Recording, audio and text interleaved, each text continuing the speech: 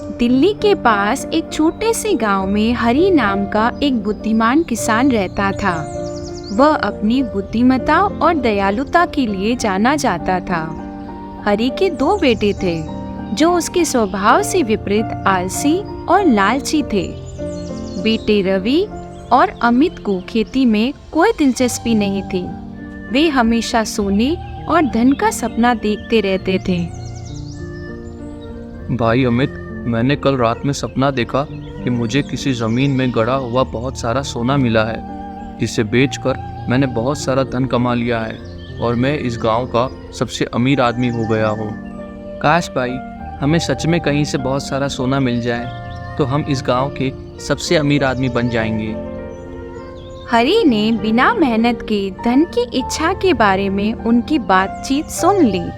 उसने दोनों को खेत पर बुलाया और कहा, मेरे बच्चों, स्वास्थ्य और समृद्धि उसी को मिलती है जो कड़ी मेहनत करता है। इस भूमि से प्यार करो, इसका सम्मान करो।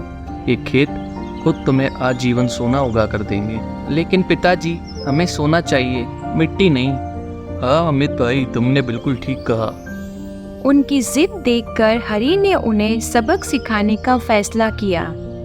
एक दिन हरी ने अपने बेटों को बुलाया और एक छुपे हुए खजाने की कहानी सुनाई। मेरे जवानी के दिनों में मुझे एक बाबा ने बताया था कि इस खेत में कहीं सोना छुपा हुआ है। मुझे तो वो कभी नहीं मिला, हो सकता है तुम्हें मिल जाए।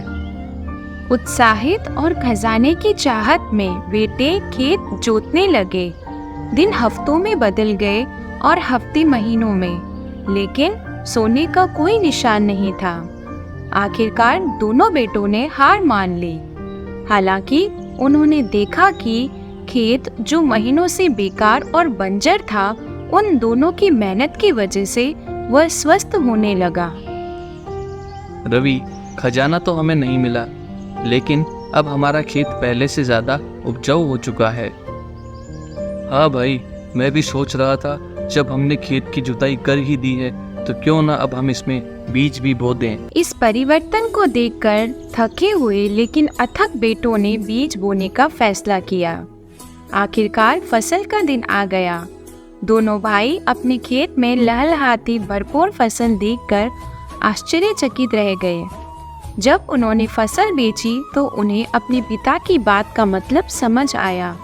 वे जिस सोने की तलाश कर रहे थे वह कोई भौतिक धन नहीं बल्कि उनकी कड़ी मेहनत से आई समृद्धि थी। वे दौड़कर अपने पिता के पास गए और अपना एहसान व्यक्त किया। पिताजी, अब हम समझ गए हैं कि ये जो फसल हमने उगाई है यही हमारा सोना है और आपकी वजह से ही हमें ये सोना मिला है। इसलिए आपका बहुत बहुत शुक्रिया। हम आपका ये एहसान कभी नहीं भूलेंगे। मेरे बच्चों, कड़ी मेहनत ही असली सोना है। यह चमक नहीं सकती, लेकिन निश्चित रूप से आपके जीवन को रोशन कर सकती है। इस कहानी से हमें यह शिक्षा मिलती है कि कड़ी मेहनत ही सफलता की कुंजी है और किसी को भी बिना मेहनत के लाभ की इच्छा नहीं करनी चाहिए।